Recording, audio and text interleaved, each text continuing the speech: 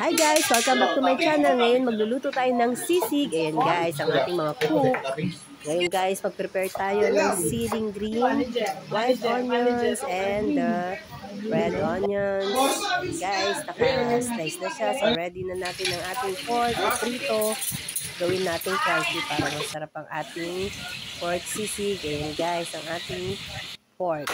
Ngayon guys, tagparin natin chop. Ayan guys. At lagyan na natin ng butter ang ating kawali at isunod natin ng mga onions. Gisa-gisa lang tayo guys. Ayan guys. So mix-mix lang natin ng mga onions. And isama na natin ang pinagtad natin na pork. Ayan guys. Ang sarap ng sisig yan guys. So mix-mix lang natin guys ang onions. And then the pork. Ayan guys. Yan ang ating sisig. Ayan guys, pag na-crunchy na ulit ang ating mga pork, i-add natin ang ating mga onions, and the red onions, and the sili. And guys, mix-mix lang natin guys, para lagyan din natin ng seasoning para lalong sumarap. And then, mix natin ulit guys, and then luto na siya.